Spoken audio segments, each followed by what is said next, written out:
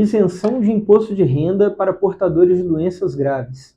Esse é um tema bastante recorrente aqui no escritório e gera bastante dúvida. São dezenas de clientes que nos trazem as dúvidas e muitas delas são recorrentes. Então hoje a gente vai aproveitar para passar por algumas delas para poder esclarecer algumas situações.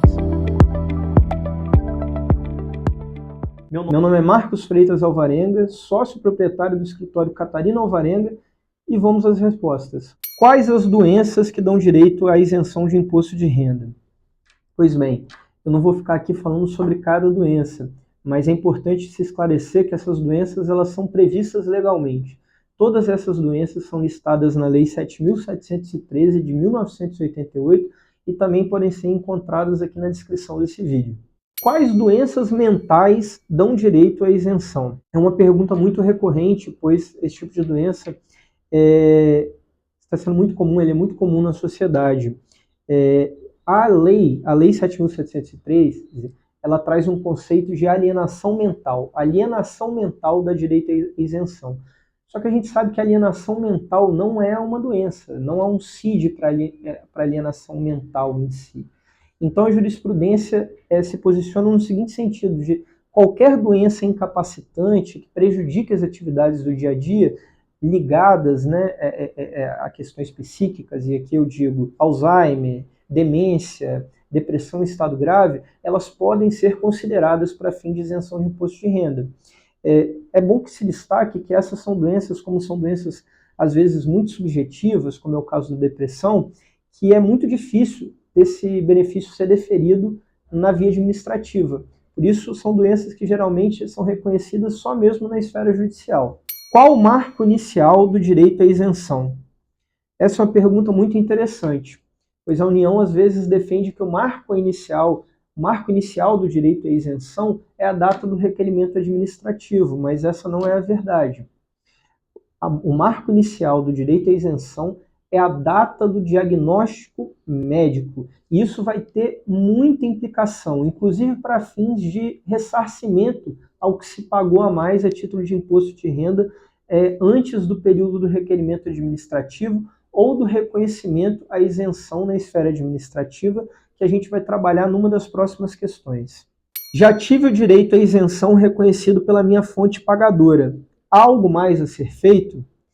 Talvez essa seja a pergunta mais importante e a dúvida mais relevante das pessoas, das dezenas de pessoas que nos trazem as dúvidas. E sim, a resposta é positiva. Há algo a ser feito. E por quê? A decisão administrativa, quando a fonte pagadora ela defere a isenção do imposto de renda, a gente fala que essa decisão é uma decisão precária, ou seja, ela é passível de ser revista pela própria fonte pagadora depois de um período e passível de ser revista pela Receita, porque a Receita não está diretamente vinculada a essa decisão que foi dada pela fonte pagadora. Então, é bem comum que os nossos clientes nos procuram, mesmo já tendo o deferimento administrativo pela fonte pagadora do direito à isenção, os clientes nos procuram falando que, olha, caí na malha fina, o que eu faço agora, doutor Marcos? É porque essas decisões administrativas, elas de fato, elas às vezes precisam ser alicerçadas, digamos assim, ratificadas na esfera judicial. De fato, apenas a decisão judicial, ela vai te garantir segurança jurídica de forma uniforme e sem ter mais discussões e ilações para o futuro sobre se é passível ou não a isenção no caso concreto. Minha doença está em remissão. Como fica o direito à isenção? Essa é uma pergunta muito comum para os casos de câncer. O câncer, quando entra em remissão, o que acontece é que às vezes a fonte pagadora ou a própria Receita Federal de ofício cancela o direito à isenção, anula o direito à isenção. Isso está completamente equivocado. A legislação, quando ela permite, quando ela confere o direito à isenção do imposto de renda, ela está dando um benefício à pessoa que é portadora de doença grave para que ela possa gastar esse dinheiro, para que ela possa pegar esse montante e gastar no seu tratamento e gastar com qualidade de vida, atendimento médico. Então, as doenças em remissão, o câncer em remissão, por exemplo, ele demanda pelo paciente uma continuidade do tratamento.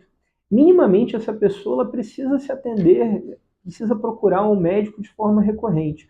Então, é muito equivocado achar que o fato da doença estar em remissão ou estar curada, ela vai gerar a perda do direito à isenção. Continua havendo direito à isenção. O que precisa ser feito para eu buscar o direito à isenção? Olha, esse é um procedimento que ele é muito discutível. Muitas pessoas entram primeiro com requerimento administrativo e depois procuram a esfera judicial. O requerimento administrativo, ele não é requisito necessário a se demandar judicialmente. Ou seja, você pode pleitear judicialmente o reconhecimento do direito à isenção, ainda que não haja um requerimento administrativo prévio. E como explicado numa das perguntas atrás, apenas a decisão judicial transitada em julgado é que efetivamente garante segurança jurídica. Então, assim, é possível que a decisão administrativa ela te proporcione segurança quanto ao direito à isenção? Em alguns casos pode até ocorrer, mas o que a gente vê, sobretudo em doenças em remissão, é que a fonte pagadora ela acaba caçando esse benefício. Então, o interessante é ter uma sentença judicial transitada em julgado que permita o direito à isenção de imposto de renda. Inclusive, quando a Receita defere o benefício à isenção do imposto de renda, ela só defere da data do requerimento para frente. Se esse diagnóstico ele foi dado, por exemplo, há 2, 3 anos, esse período onde houve o pagamento de imposto de renda, administrativamente não se consegue o ressarcimento.